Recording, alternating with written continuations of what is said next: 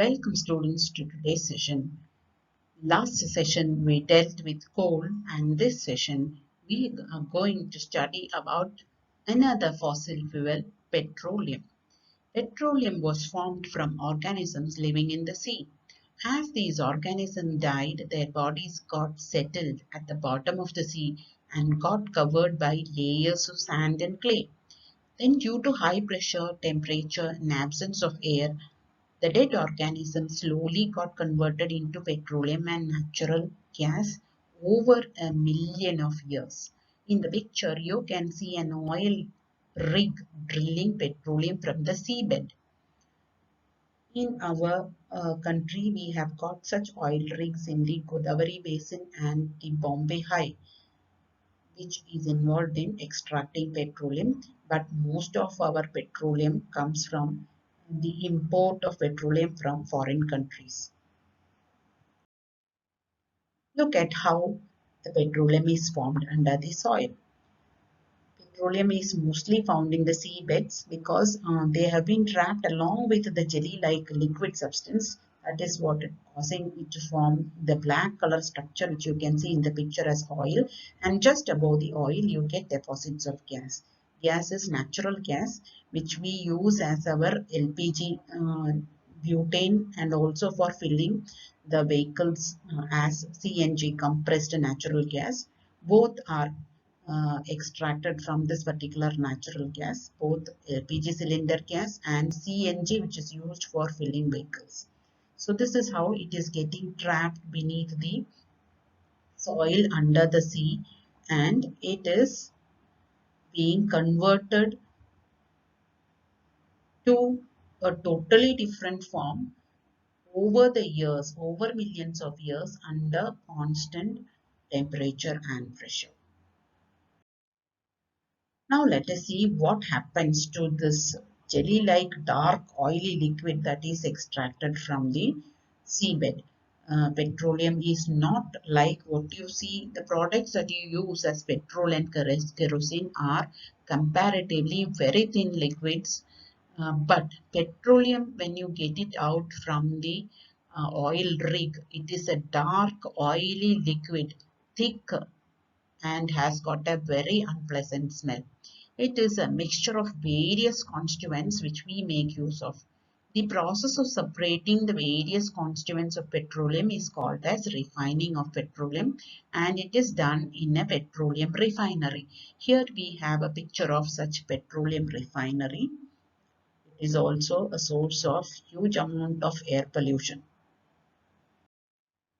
Let us look at what happens to the dark jelly-like oily liquid. It is put into a fractional distillating column in the refinery. This is refining of petroleum. You can see the crude oil. It is the dark color jelly-like substance, petroleum. As it is called as the crude oil. It is put into this furnace where it is heated to a very high temperature, around 400 degrees Celsius. And when the crude oil is put into the furnace and it is heated, as you saw, the previous picture was of a refinery. It is heated in a furnace. It gets converted into vapors, and the vapors are allowed to pass through the fractions of a fractional distillating column that you see over here. This is a fractional distillating column. This one is a fractional distillating column. It is allowed to pass through the fractions of a fractional distillating column, and at every temperature, the component that comes out is different. At 400 degrees Celsius, that is at its vaporizing, what settles down is lubricating oil, paraffin wax, and asphalt. These are the components which settle down at 400 degrees Celsius in the vaporized form. As the vapors move up in the fractional distillating column, what happens is it cools down. Okay, it cools down, and at 370 degrees Celsius, what comes out is industrial fuel oil. When it cools down, the vapors cools down. Again, it goes up, it further cools down. At 300 degrees Celsius, diesel is removed out. At 200 degrees Celsius, the vapors cool down further to give kerosene. At 150 degrees Celsius, the vapors cool down and give you your petrol. And at 20 degrees Celsius, further when the vapors cool down, it gets converted into petroleum gas. This is how fractional distillation takes place. So this is a very complicated process. At every stage. It is collected through different phases in the fractional distillating column, and finally the dark color liquid petroleum which was present, it will get converted into the lighter fluids which we use in our daily life. This process is called as refining of petroleum. Now, what are the various constituents and their uses? We can have a look at them. LPG. LPG is used as fuel in the home and industry, our cylinders, gas cylinders. Petroleum is used for motor fuel, aviation fuel, solvent for dry cleaning, etc. Kerosene is used for fuel in stoves, lamps, for jet aircrafts. Diesel is used as fuel for heavy motors, vehicles, electrical generators, etc. Lubricating oil is used for lubrication, that is to make the machine smooth to run. Paraffin wax is used in ointment, candles, Vaseline, etc. Bitumen is the dark color substance that is left back. It is used for paints, road surfacing, etc. Your tar and all those things is coming out of this. Okay, these were the various constituents of petroleum and their uses. Now, natural gas, which is seen as a deposit on top of the petroleum deposit, natural gas is a very convenient fuel. It is used as cooking gas mainly.